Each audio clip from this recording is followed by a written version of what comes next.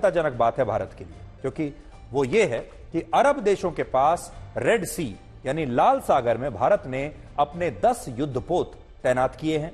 और ये 10 युद्धपोत हमें क्यों तैनात करने पड़े हैं, आज आपको पता होना चाहिए।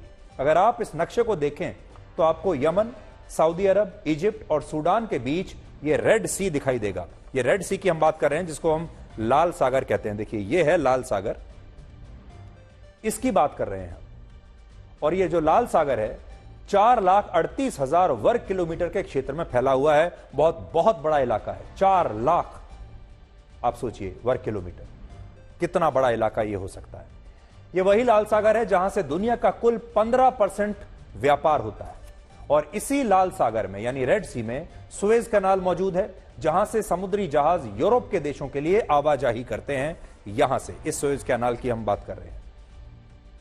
लेकिन अब भारत ने इसी रेड सी में अपने 10 युद्धपोत तैनात कर दिए हैं, और इसकी वजह है यमन का आतंकवादी संगठन हूती।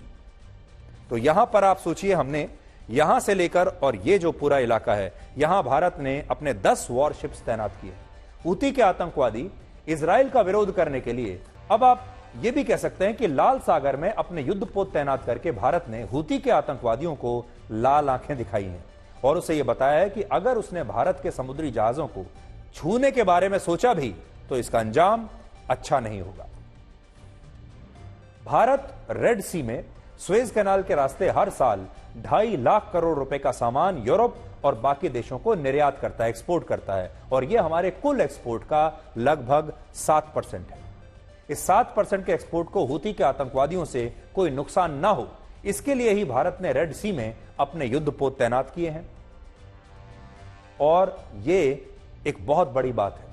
आपको जानकर हैरानी होगी कि हूती के हमलों से डरकर अभी बहुत सारे देश अपने समुद्री जहाजों को अफ्रीकी महाद्वीप के पास साउथ अटलांटिक ओशियन के रास्ते यूरोप के देशों में भेज रहे हैं। और ये एक बहुत लंबा रूट है, जिसमें रेड सी के मुकाबले यहां से यात्रा करने में 10 दिन ज्यादा लगते हैं।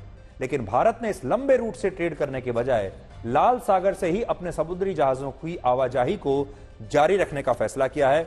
वरना जो दूसरा रूट है, देखिए, अगर आप देखें यहां से अगर आप जाते हैं तो आपको यह रूट कितना छोटा पड़ता है। अभी तक वो ऐसे जाते थे, लेकिन अब क्योंकि यहां हूती के आतंकवादी मौजूद हैं और वो यहां से आपको निकलने नहीं देंगे, तो अब जो शिप्स हैं वो क्या रूट ले रहे हैं, देखिए, वो यहां से जाने के बजाय इतना लंबा रूट लेकर जा रहे हैं। देखिए, सुएज कैनाल से निकले, यहां से, ये जो आप नीली लाइन देख रहे हैं, सुएज कैनाल से निकलते हुए यहां अफ्रीका के नीचे से होते हुए अब वो यहां इस रूट से आते हैं, जिससे 10 दिन ज्यादा लगते हैं, पैसा भी ज्यादा लगता है।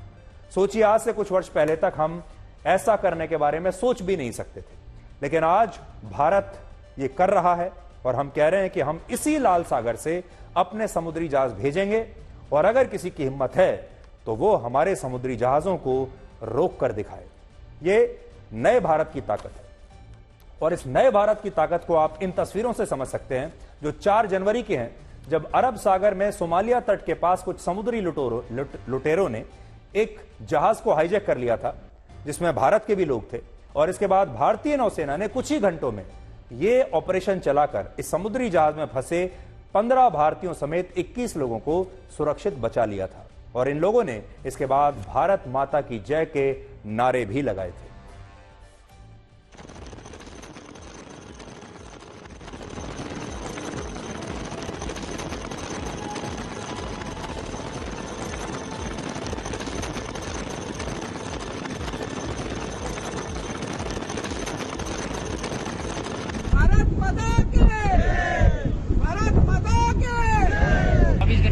इंडियन नेवी आने आके हम लोग को थोड़ा राहत, Indian navy I am proud of.